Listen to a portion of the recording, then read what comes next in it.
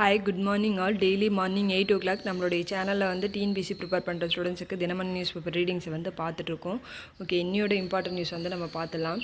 First இங்கே பாருங்கள், டிஎன்பிஎஸ்சியினுடைய தலைவராக எஸ்கே பிரபாகர் நியமனம். அதாவது தமிழ்நாடு அரசு பணியாளர் தேர்வு ஆணையத்தினுடைய புதிய தலைவராக எஸ்கே பிரபாகரன் அவர்களை வந்து நியமிச்சிருக்காங்க. தற்போது பொறுப்பு தலைவராக இருக்கிற முனியநாதன் அவர்களுடைய பதவிக்காலம் வந்து அவர் வந்து அந்த பதவியிலிருந்து வெள்ளிக்கிழமையோடு விடைபெற உள்ள நிலையில் புதிய தலைவராக எஸ்கே பிரபாகர் அவர்களை வந்து நியமிக்கிறதுக்காக ஆளுநர் வந்து ஒப்புதல் வழங்கியிருக்காரு. இவர் வந்து பதவியேற்ற நாளிலிருந்து 6 ஆண்டுகள் இல்லை அப்படின்னா 62 வயது வரைக்கும் எது வந்து ஃபஸ்ட்டு வருதோ அது வரைக்கும் வந்து அந்த பதவியை வந்து இவர் வகிப்பார். சரிங்களா? இவர் இதற்கு முன்னாடி வருவாய் மற்றும் பேரிடர் மேலாண்மை துறையினுடைய நிர்வாக ஆணையர் உள்ளிட்ட பல பதவிகளை வந்து வகிச்சிருக்காரு. சரிங்களா? ஓகே, நெக்ஸ்ட்டு பார்க்கலாம். ஓகே, நெக்ஸ்ட் இங்கே பாருங்கள், ஆகஸ்ட் 16 விண்ணில் பாய்கிறது SSLV D3 ராக்கெட். அதாவது EOS 8 என்ற செயற்கைக்கோளோட SSLV D3 ராக்கெட்டை வந்து ஆகஸ்ட் 16 விண்ணில் செலுத்த போகிறாங்க. இந்த செயற்கைக்கோள் வந்து ஒரு புவி கண்காணிப்பு செயற்கைக்கோள். சரிங்களா? புவி கண்காணிப்பு செயற்கைக்கோள். இந்த செயற்கைக்கோளினுடைய வாழ்நாள் காலம் வந்து 1 year. சரிங்களா? இதனுடைய எடை வந்து 166 கிலோகிராம் வந்து எடை கொண்டது. அது மட்டும் இல்லாமல் இந்த செயற்கைக்கோள் வந்து புவியினுடைய தாழ்வட்ட பாதையான சுமார் 475 கிலோமீட்டர் தொலைவில் தான் வந்து இந்த செயற்கைக்கோளை நிலைநிறுத்த போகிறாங்க. இதில் முக்கியமாக 3 முக்கிய சாதனங்கள் ஆய்வு சாதனங்களாக வந்து இருக்குது. ஃபஸ்ட்டு வந்து என்னென்னா electro optical infrared payload, global navigation satellite system, reflectometry payload, அடுத்ததாக சிக் யூவி டோசிமீட்டர் சொல்லிட்டு இந்த 3 ஆய்வு சாதனங்கள் வந்து பொருத்தப்பட்டிருக்கும். இதுதான் வந்து புவி கண்காணிக்கிற அந்த ஆய்வு சாதனங்கள். சரிங்களா? இந்த ஆய்வு சாதனங்களுமே ககன்யான் திட்டத்தில் மனிதர்களை விண்ணில் அனுப்பும் திட்டத்துலேயுமே வந்து இந்த 3 ஆய்வு சாதனங்களும் வந்து பொருத்தி இருக்கிறதா சொல்கிறாங்க. சரிங்களா? இந்த ராக்கெட் வந்து ஆந்திர மாநிலம் ஸ்ரீஹரிகோட்டாவில் வந்து தான் வந்து விண்ணில் செலுத்த போகிறாங்க. சரிங்களா? ஓகே, நெக்ஸ்ட்டு பார்த்துக்கலாம். ஓகே, நெக்ஸ்ட் இங்கே பாருங்கள், தேசிய தரவரிசை பட்டியல் சென்னை மருத்துவக் கல்லூரிக்கு 10வது இடம்.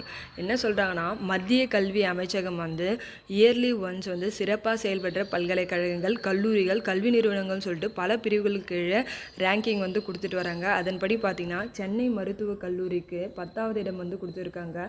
மாநில அரசால் நடத்தப்படுற மருத்துவக் கல்லூரிகளில் சென்னை மருத்துவக் கல்லூரிக்கு முதலிடத்தை வந்து கொடுத்துருக்காங்க. சரிங்களா?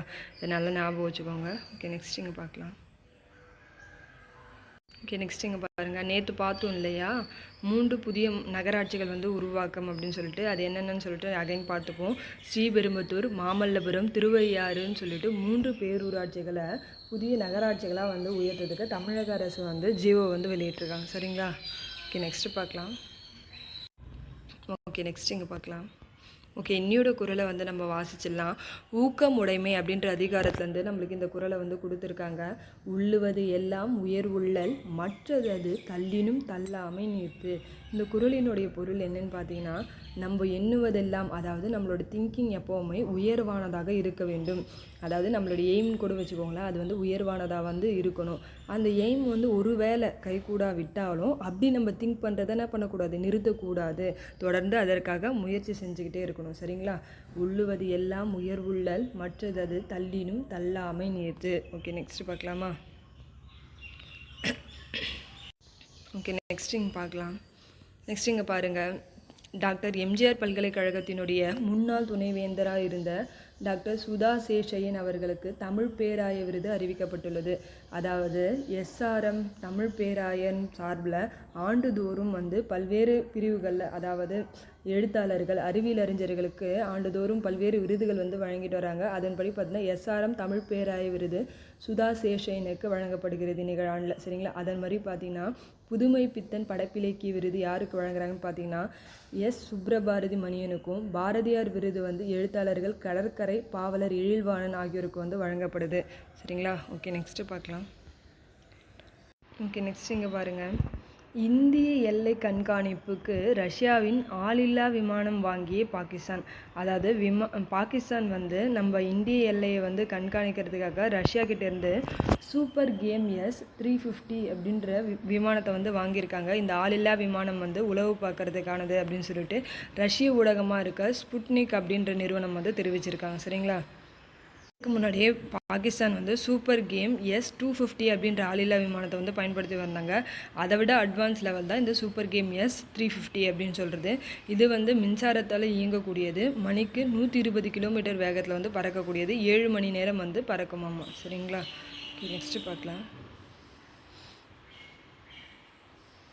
ஓகே, நெக்ஸ்ட் இங்கே பாருங்கள். குடியரசுத் தலைவர் மாளிகையில் அமிர்த உதயான் தோட்டம், அதாவது அரிய வகை செடிகளை கொண்ட அமிர்த உதயான் தோட்டம் வந்து குடியரசுத் தலைவர் மாளிகையில் வந்து இன்றைக்கி வந்து திறந்து வைக்கிறாங்க.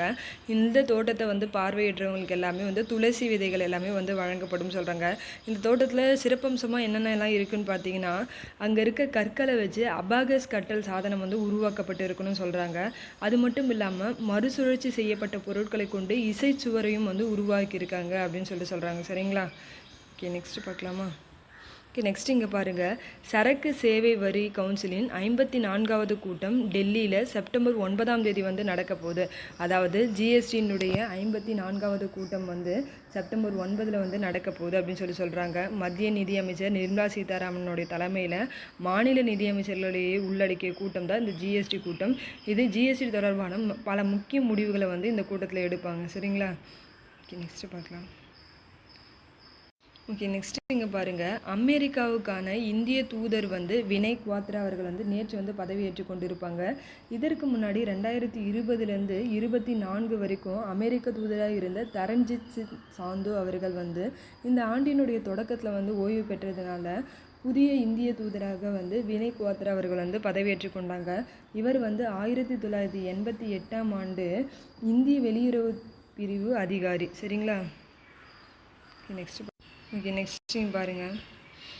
கோவை அருகே வந்து சூலூர் அப்படின்ற விமானப்படை தடத்தில் தரங் சக்தி 2024 பேரில் இந்தியாவினுடைய விமானப்படையும் அது மட்டும் இல்லாமல் அதோடு சேர்த்து ஜெர்மனி, பிரான்ஸ், ஸ்பெயின், பிரிட்டன் அப்படின்னு சொல்லிட்டு மொத்தமாக 5 நாடுகளை சேர்ந்த விமானப்படையினர் வந்து சேர்ந்து போர் பயிற்சியை வந்து மேற்கொண்டு இருக்காங்க. போன மாதம் 6ஆம் தேதி தொடங்கி இந்த பயிற்சி வந்து 130க்கும் மேற்பட்ட விமானப்படை வீரர்கள் அவங்களுடைய அடங்கிய குழுக்களும் சாகச விமானங்களும் சேர்ந்து இந்த போர் பயிற்சியை வந்து மேற்கொள்கிறாங்க. சரிங்களா? ஓகே, நெக்ஸ்ட்டு பார்க்கலாம். ஓகே ஃப்ரெண்ட்ஸ், இன்னோட இம்பார்ட்டன்ட் நியூஸ் வந்து இதோட கம்ப்ளீட் ஆகுது. Thank you all.